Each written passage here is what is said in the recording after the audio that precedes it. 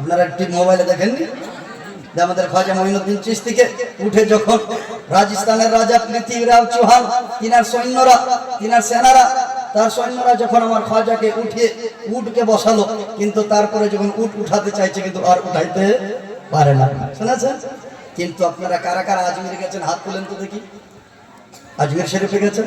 তো আজমির শরীফে আমার খাজা মঈনুদ্দিন চিশতি রহমতুল্লাহ আলাইহ মাজার শরীফের পশ্চিম দিকে মসজিদ আছে না? যতজন আল্লাহর ওয়ালি, বড় বড় আল্লাহর ওয়ালিরা, বিশিষ্ট আল্লাহর ওয়ালিরা, তাদের মাজারের পাশে একটি করে মসজিদ পাবেন। গেছেন? পান্ডা গেছেন, দেখবেন আলাউল পান্ডবের মাজারের পাশে মসজিদ আছে না? আপনারা গেছেন সদল্লাপুর শরীফ, হুজুর শেখ সিরাজউদ্দিন আখি রহমতুল্লাহ আলাইহির মাজারের পাশে মসজিদ আছে না?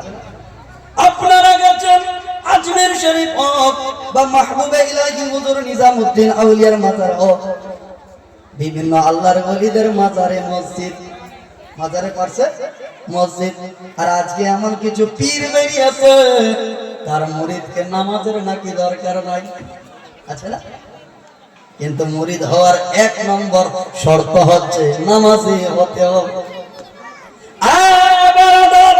আমার খাজা মঈনুদ্দিন চিশতি যখন আজমির শরীফে প্রথম মসজিদ নির্মাণ করে, ওই মসজিদের নির্মাণ দিন রাত সমান হচ্ছিল। মৌলানা নিয়ে আছে মাশাআল্লাহ, দিন রাত মসজিদের কাজ হচ্ছিল আজমির শরীফে। এইটা আমি একটু কারামত বলে দিই, আপনারা এইদিকে লক্ষ্য রাখবেন। হুজুর খাজা মঈনুদ্দিন চিশতি যখন মসজিদের দিন রাত সমান কাজ করতেছে, দিনের বেলায় কাজ হয়, রাত্রি বেলায় কাজ হয়, দিনের বেলায় মসজিদের কাজ হয়, রাত্রি বেলায় মসজিদের কাজ হয়।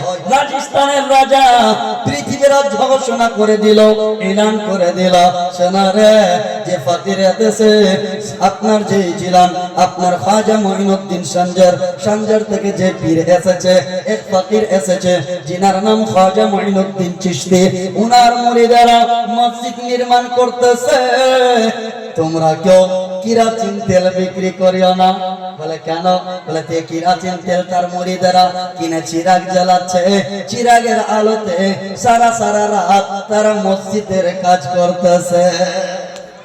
তোমরা কেউ কিরাচিন তেল মাটির তেল বিক্রি করবে না। ঘোষণা করে দিল যে কিরাচিন তেল বিক্রি করবে তাকে শাস্তি ভোগ করতে হবে। যখন আমার খাজা মঈনুদ্দিনের মুরিদেরা কিরাচিন তেল কিনতে যায়, কেউ বিক্রি করতে প্রস্তুত নাই। বলে কিরাচিন তেল দাও, বলে না না বিক্রি করব না। বলে কেন? দোকানে নাই। মুরিদদেরকে বলতেছে ওগো মঈনুদ্দিনের মুরিদেরা আছে, তবে বিক্রি করা নিষেধ আছে। বলে কে নিষেধ করেছে?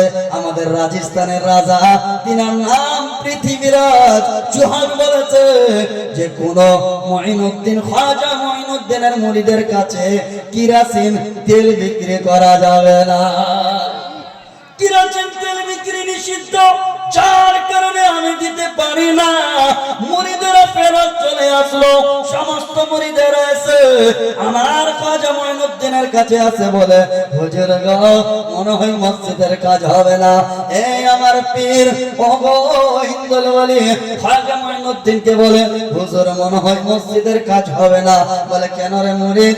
এই জন্যই হবে না, রাত্রি বেলায় কিরাচিন তেল না পেলে চিরাগ জ্বলবে কি করে? বলে কিরাচিন তেল কিনতে গেছিলে, পাইলে না।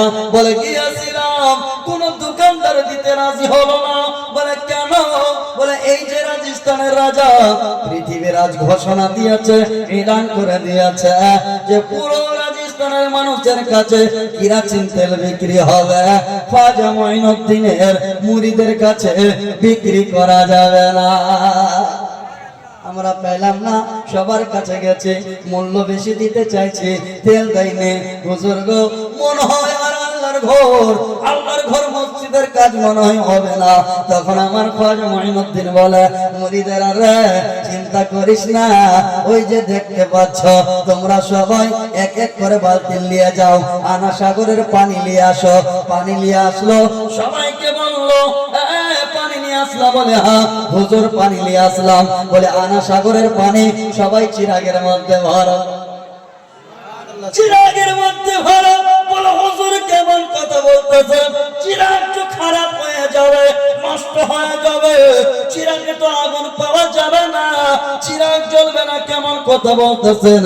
বলে মুরিদেরা তোমরা তো কেরাচিন তেল চিরাগের মধ্যে ভরতে, আজকে আনা সাগরের পানি ভরে তো দেখো, কেরাচিন তেলের বিনিময়ে আনা সাগরের পানি ভরেছে, বলে ঢাকনিটা লাগাও, আগুনটা জ্বালাও, আগুন জ্বালিয়েছে, কেরাচিন তেল থেকে আনা সাগরের পানির পাওয়ার বেড়ে গেছে। বলে রে মুরিদেরা ঢাকনটা খুলে দেখ, ঢাকন খুলে দেখেছে আনা সাগরের পানি মাটির তেল কেরাচিন হয়ে গেছে। सुभानअल्लाह सुभान वली में ओ तासीर देखी बदलती हुई हजारों की तकदीरें देखी। ये बच्चे वलीদের কারামত, তাদের দৃষ্টি পাওয়ার আল্লাহ দিয়েছে, কার যে ভাগ্য পরিবর্তন করে দিতে পারে। আপনারা জানেন আমাদের বর্তমান এই খাজা মাইনুদ্দিন চিশতির মাজারের উপরে কি হজ